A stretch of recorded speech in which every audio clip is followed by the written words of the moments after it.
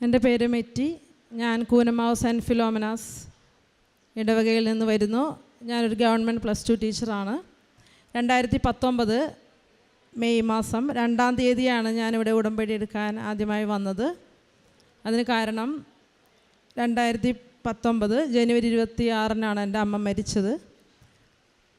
ജനിച്ചപ്പോൾ മുതലേ അമ്മ പരിശുദ്ധ കുർബാനയിലും ജപമാലയിലും മാത്രം വിശ്വസിച്ച് എല്ലാ കാര്യവും നേടിയെടുക്കുന്നത് കണ്ടുകൊണ്ടാണ് ഞങ്ങൾ വളർന്നത്. അതുകൊണ്ട് 80-ാമത്തെ വയസ്സിലാണ് അമ്മ മരിച്ചതെങ്കിലും പെട്ടെന്നൊരു ഭയവും വല്ലാത്തൊരു വിഷമവും അമ്മയ്ക്ക് വേണ്ടി പ്രാർത്ഥിക്കാൻ സാധിക്കാത്തൊരവസ്ഥയാണ് മരണശേഷം ഉണ്ടായത്. എല്ലാ ദിവസവും അമ്മയ്ക്ക് വേണ്ടി പ്രാർത്ഥിക്കുമ്പോൾ കരച്ചിലാണ് വരുന്നത്. അങ്ങനെ വല്ലാതെ വിഷമിച്ചിരിക്കുന്ന സമയത്ത് ഞങ്ങൾ ഭയപ്പെട്ടതുപോലെ തന്നെ 3 മാസം കഴിഞ്ഞപ്പോൾ എൻ്റെ ചേച്ചിയുടെ മകൻ ആക്സിഡൻറ്റിൽ മരിച്ചു. +1 പഠിക്കുന്ന കുട്ടിയായിരുന്നു. അതോടുകൂടി ഞങ്ങളുടെ കുടുംബം മുഴുവനായിട്ടും തകർന്നു എന്ന് തന്നെ പറയാം. ജീവിക്കാൻ ഒരു വിധത്തിലും സാധിക്കാത്ത അവസ്ഥയിലാണ് കൃപാസനത്തെക്കുറിച്ച് ഞാൻ അറിഞ്ഞത്. ഒരു ചേച്ചി പള്ളിയിൽ വെച്ച് പത്രം തന്നു. അത് വായിച്ച് ഇവിടുത്തെ അത്ഭുതങ്ങളൊക്കെ മനസ്സിലായെങ്കിലും എന്താണ് ഇവിടെ ചെയ്യേണ്ടതെന്നൊന്നും അതിൽ നിന്ന് മനസ്സിലായില്ല. എങ്കിലും ഞങ്ങൾ വെളുപ്പിന് തന്നെ ഇവിടെ എത്തി. ഏറ്റവും അടുത്ത ദിവസം വെളുപ്പിന് തന്നെ ഇവിടെ എത്തി. ഇവിടെ വന്ന് ഞങ്ങളവിടെ നിന്നപ്പോൾ റാലിയിൽ മാതാവിൻ്റെ തിരുസ്വരൂപം വഹിക്കാനുള്ള ഭാഗ്യം എനിക്കുണ്ടായി. സിസ്റ്റർ എൻ്റെ കയ്യിൽ തിരുസ്വരൂപം വെച്ച് തന്നിട്ട് പറഞ്ഞു, ഇന്നിത് ആദ്യത്തേതാണ്, എന്ത് പ്രാർത്ഥിച്ചാലും സാധിക്കുമെന്ന് പറഞ്ഞു. ഞാൻ ശാരീരികമായിട്ടും മാനസികമായിട്ടും തളർന്നിരിക്കുന്ന അവസ്ഥയാണ്. ഒരു പ്രാർത്ഥന പോലും എൻ്റെ മനസ്സിലേക്ക് വന്നില്ല എന്നുള്ളതാണ്. ഞാൻ യേശുവെ നന്ദി, യേശുവെ സ്തുതി എന്ന് മാത്രമാണ് ഇവിടം വരെ ഞാൻ പറഞ്ഞത്. വേറെ ഒന്നും എനിക്ക് ഓർമ്മ പ്രാർത്ഥിക്കാനൊന്നും ഓർമ്മ വന്നില്ല. പക്ഷേ അതിനുശേഷം എനിക്ക് എൻ്റെ കുടുംബത്തിനുമുണ്ടായ ആ ഭയം അന്ന് തന്നെ മാറി. ചേച്ചിയുടെ മകൻ മരിച്ചതുകൊണ്ട് ചേച്ചിക്കും ചേട്ടനും വല്ലാതെ ജീവിക്കാൻ പറ്റാത്തൊരവസ്ഥയിൽ അതായിരുന്നു. പക്ഷേ ഞങ്ങൾക്കത് മകന് വേണ്ടിയും അമ്മയ്ക്ക് വേണ്ടിയും പ്രാർത്ഥിക്കാനുള്ള ഒരു വലിയ അനുഗ്രഹം അന്ന് തന്നെ ഞങ്ങൾക്കുണ്ടായി. പിന്നെ എനിക്ക് ആ ഭയം ഇതുവരെ എനിക്കുണ്ടായിട്ടില്ല. ആ വിഷമവും അമ്മയ്ക്കും മോനും വേണ്ടി പ്രാർത്ഥിക്കാൻ ഞങ്ങൾക്കിപ്പോൾ സാധിക്കുന്നുണ്ട്. ഞാനിപ്പോൾ നിൽക്കുന്നത് കഴിഞ്ഞ ഏപ്രിൽ മാസം എൻ്റെ മകൾക്ക് ലഭിച്ച വലിയൊരു അനുഗ്രഹത്തിന് നന്ദി പറയാനാണ്. എൻ്റെ മകൾ MSc ഫിസിക്സാണ് പഠിച്ചുകൊണ്ടിരുന്നത്. ഫസ്റ്റ് സ്റ്റാൻഡേർഡ് മുതൽ നന്നായിട്ട് പഠിക്കുന്ന കുട്ടിയാണ്. Aയും A+ അല്ലാതെ അവൾക്കൊരു ഗ്രേഡ് ഇതുവരെ കിട്ടിയിട്ട് എനിക്ക് ഓർമ്മയില്ല. പക്ഷേ MScക്ക് പഠിച്ചപ്പോൾ സെക്കൻഡ് സെമ്മിൻ്റെ റിസൾട്ട് വന്നപ്പോൾ ഒരു പേപ്പറിന് അവൾ ഫെയിൽഡ് എന്ന് പറഞ്ഞാൽ വന്നത്. പക്ഷേ അന്ന് യൂണിവേഴ്സിറ്റിയിൽ എന്തോ ടാബുലേഷൻ പ്രോബ്ലം ആണെന്നും ഉടനെ തന്നെ അത് ശരിയാവുമെന്നും പറഞ്ഞു. റീവാലുവേഷൻ കൊടുക്കാൻ പറഞ്ഞു. ഞങ്ങൾ റീവാലുവേഷൻ കൊടുത്തു. പക്ഷേ 2 ദിവസമല്ല, 2 മാസം കഴിഞ്ഞ് 3 മാസം കഴിഞ്ഞിട്ടും റീവാലുവേഷൻ റിസൾട്ട് വന്നില്ല. പക്ഷേ അതിനോടൊപ്പം 3rd സെം 4th സെമ്മൊക്കെ കഴിഞ്ഞു. അവളുടെ MSc ഫൈനൽ സെമ്മും കഴിഞ്ഞ് റിസൾട്ടും വന്നു. അപ്പോൾ MSc സർട്ടിഫിക്കറ്റിൽ ഫെയിൽഡ് എന്നാണ് വന്നത്. കാരണം ഈ പേപ്പറിൻ്റെ റീവാലുവേഷൻ റിസൾട്ട് വന്നില്ല. അതിനിടയിൽ ഞങ്ങളുടെ ജോസഫ് അച്ഛനെ കാണാൻ വന്നിരുന്നു.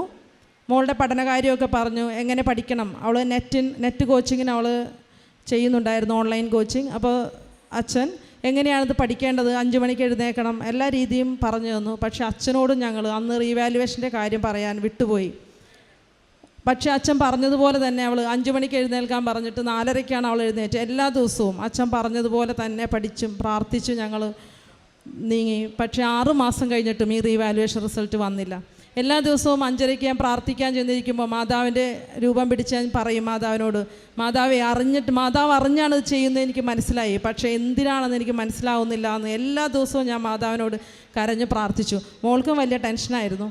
പക്ഷേ അതിനോടകം ഓസ്ട്രിയയിലെ വിയന്ന യൂണിവേഴ്സിറ്റിയിൽ നിന്ന് PhD അഡ്മിഷൻ ആപ്ലിക്കേഷൻ ക്ഷണിച്ചു. മോൾ എന്നോട് ചോദിച്ചു അപ്ലൈ ചെയ്യാം. പക്ഷേ MSc റിസൾട്ട് ഫെയിൽഡാണ്. എന്നാലും ഞാൻ വിചാരിച്ചു ഇവളുടെ നിരാശ മാറിക്കോട്ടെ എന്ന് വിചാരിച്ചിട്ട് ഞാൻ പറഞ്ഞു ശരി അപ്ലൈ ചെയ്തോളാൻ പറഞ്ഞു.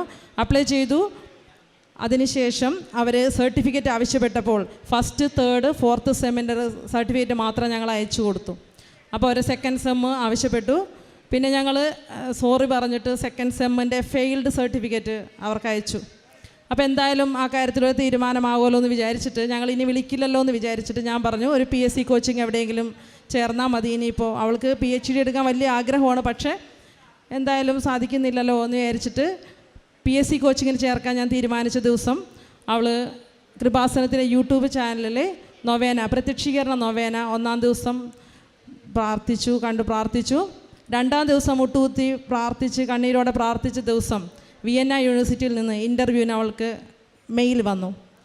അപ്പോൾ ഫെയിൽഡ് സർട്ടിഫിക്കറ്റ് തന്നെയാണ് അവർ മെയിൽ അയച്ചത്, എങ്കിലും ഇൻ്റർവ്യൂ അറ്റൻഡ് ചെയ്യാൻ തീരുമാനിച്ചു. ഓൺലൈനായിരുന്നു. ഒരു റഷ്യൻ പ്രൊഫസറാണ് അത് ഇൻ്റർവ്യൂ നടത്തിയത്. അത് അവർക്ക് വല്ല ഇഷ്ടപ്പെട്ടു. അവർ സെക്കൻഡ് ഇൻ്റർവ്യൂവിനും അവളെ ക്ഷണിച്ചു. അങ്ങനെ സെക്കൻഡ് ഇൻ്റർവ്യൂ കഴിഞ്ഞതിന് ശേഷം, അതായത് പല ഇംഗ്ലണ്ട് USA ഉള്ള പല സയൻറ്റിസ്റ്റുകളും 4 പേരിരുന്നാണ് ഇൻ്റർവ്യൂ നടത്തിയത്.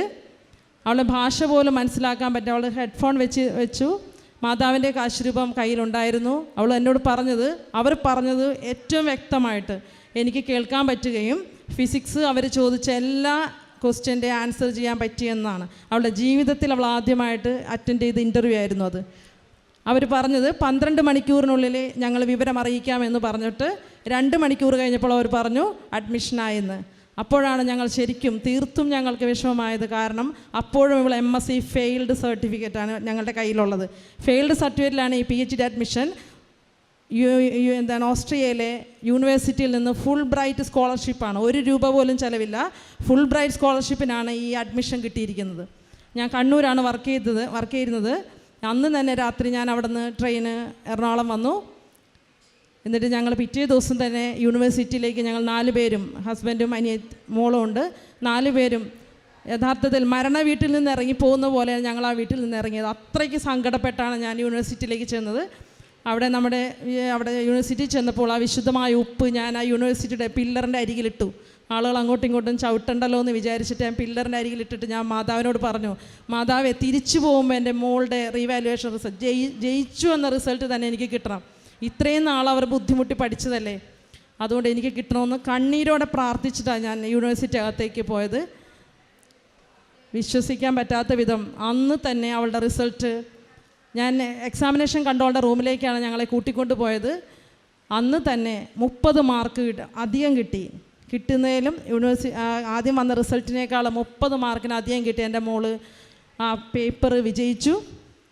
പിന്നെ യൂണിവേഴ്സിറ്റിയുമായി ബന്ധപ്പെട്ട ആളുകൾക്കറിയാം എന്തുമാത്രം ബുദ്ധിമുട്ട്. പിന്നെ mark list, consultation, original mark ലിസ്റ്റൊക്കെ കിട്ടണം. 3 ദിവസമാണ് ഞാനും എൻ്റെ മോളും പ്രത്യക്ഷീകരണ പ്രാർത്ഥനയും വിശ്വാസ പ്രമാണവും ചൊല്ലി വരാന്തയിലിരുന്നത്.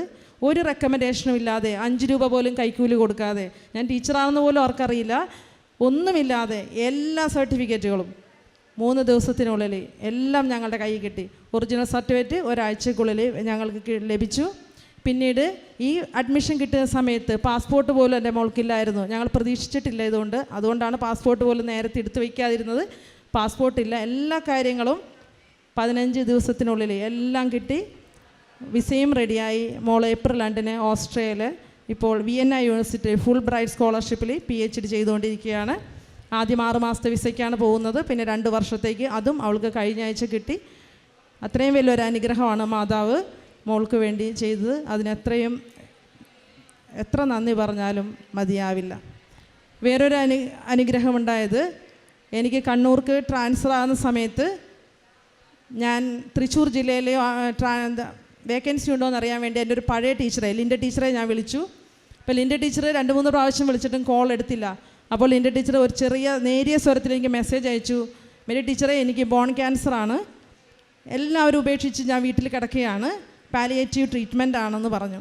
ഞാൻ പെട്ടെന്ന് കുറേ വർഷങ്ങളായി ടീച്ചറെ വിളിച്ചിട്ട്, എന്നാലും എനിക്ക് പെട്ടെന്ന് അങ്ങ് ഭയങ്കര ടെൻഷനായിപ്പോയി. ടീച്ചർ ഒരാഴ്ചക്കകം മരിക്കുമെന്നൊരവസ്ഥയിലാണ്. എന്നോട് പ്രാർത്ഥിക്കാൻ പറഞ്ഞു. ഞാൻ പ്രാർത്ഥിക്കുന്നതിന് എനിക്ക് കുഴപ്പമില്ല, പക്ഷേ പ്രാർത്ഥിക്കാനുള്ള ടൈമില്ലല്ലോ എന്ന് ഞാൻ വിചാരിച്ചു. അവിടെ ഇരുന്നിടത്ത് തന്നെ ഞാൻ മനസ്സിൽ വിചാരിച്ചു, ആര് പ്രാർത്ഥിച്ചാലാണ് ടീച്ചറെ ഒരാഴ്ചക്കുള്ളിൽ ഈ മരണത്തിൽ നിന്ന് രക്ഷിക്കാൻ പറ്റുന്നത്. പെട്ടെന്ന് എനിക്ക് മനസ്സിൽ ഓർമ്മ അത് ജോസഫ് അച്ഛൻ്റെ മുഖമാണ്. ഞാൻ പറഞ്ഞു, കൃപാസനത്തിലെ ജോസഫ് അച്ഛൻ വിചാരിച്ച ടീച്ചർ രക്ഷപ്പെടും. അങ്ങനെ ആലപ്പുഴയിലുള്ള ഡെയ്സി ടീച്ചറോട് ഞാൻ വിളിച്ചു പറഞ്ഞു, ജോസഫ് അച്ഛനെ എങ്ങനെയാണെങ്കിലും നമുക്ക് കണ്ടേ മതിയാവൂ, പക്ഷേ കോവിഡ് മൂർധന്യാവസ്ഥയിൽ നിൽക്കുന്ന സമയമാണ്, ഒരു വിധത്തിലും ജോസഫ് അച്ഛനെ കാണാൻ നിവർത്തിയില്ല. പക്ഷേ ഞങ്ങളുടെ ശല്യം സഹിക്കാൻ വയ്യാഞ്ഞിട്ട് ഗൂഗിൾ മീറ്റിൽ വരാൻ ഇവിടുന്ന് കൃപാസനത്തിൽ നിന്ന് ഞങ്ങളോട് ആവശ്യപ്പെട്ടു. അങ്ങനെ ഞങ്ങൾ ലിൻഡ ടീച്ചറും ഞാനും ആ ഗൂഗിൾ മീറ്റിൽ കയറി. ലിൻഡ ടീച്ചറിനെ പറഞ്ഞു തുടങ്ങിയപ്പോൾ തന്നെ സൗണ്ട് ഒന്നുമില്ല, വളരെ തീർത്ത അവശയാണ്. പക്ഷേ പറഞ്ഞു തുടങ്ങിയപ്പോൾ തന്നെ ജോസഫ് അച്ഛൻ പറഞ്ഞു, ലിൻഡ നീ സുഖപ്പെടും, ഇവിടെ വന്ന് സാക്ഷ്യം പറയണമെന്ന് പറഞ്ഞു. ലിൻഡ ടീച്ചർ കൃപാസനത്തെക്കുറിച്ചോ ജോസഫ് അച്ഛനെക്കുറിച്ചോ ഒന്നും അറിയാത്തൊരവസ്ഥയായിരുന്നു. പക്ഷേ ടീച്ചർ അച്ഛൻ പറഞ്ഞ ആ നിമിഷത്തിൽ തന്നെ സുഖപ്പെട്ടു. ടീച്ചർ ഇവിടെ വന്ന് സാക്ഷ്യം പറഞ്ഞു. അപ്പോൾ എന്നെ ഞാൻ ടീച്ചേഴ്സിൻ്റെ ഗ്രൂപ്പിലിട്ടു, ലിൻഡ ടീച്ചർ സുഖപ്പെടുമെന്ന്. അപ്പോൾ എന്നെ ടീച്ചേഴ്സ് കളിയാക്കി, അത്രയ്ക്കങ്ങ് ആത്മവിശ്വാസം വേണ്ട, ഇത് ബോൺ ക്യാൻസറാണ് എന്ന് പറഞ്ഞു. ക്രിസ്ത്യൻസ് അല്ലാത്ത ടീച്ചേഴ്സാണ്. ഞാൻ പറഞ്ഞു, നിങ്ങളൊന്ന് അടുത്ത സ്കാൻ വരെ നിങ്ങളൊന്ന് വെയിറ്റ് ചെയ്യൂ, ഇത് ഉറപ്പായിട്ട് സംഭവിക്കുമെന്ന് പറഞ്ഞു. സ്കാൻ വന്നപ്പോൾ ടീച്ചറിന് ഒരു പ്രശ്നവും ഇല്ല. സ്കാനിങ് റിപ്പോർട്ട് 2-3 സ്കാനിങ് കഴിഞ്ഞു.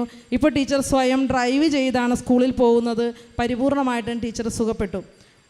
മറ്റൊരു കാര്യം, ഞാൻ കണ്ണൂർ പോകുന്നതിന് മുമ്പ് അച്ഛനെ വന്ന് കണ്ടിരുന്നു. അപ്പോൾ ഞാൻ പ്രൊമോഷനായിട്ടാണ് ട്രാൻസ്ഫർ ആയത്. അപ്പോൾ ജനറൽ ട്രാൻസ്ഫർ വന്നാൽ ഒരാഴ്ചക്കുള്ളിൽ ഞാൻ വീണ്ടും അവിടെ നിന്ന് പോരേണ്ടി വരും. ജനറൽ ട്രാൻസ്ഫർ വന്ന് എനിക്ക് പകരം അവിടെ ആരെങ്കിലും വന്നാൽ. അപ്പോൾ അത് പറയാൻ വേണ്ടി ഞാനിവിടെ വന്നു.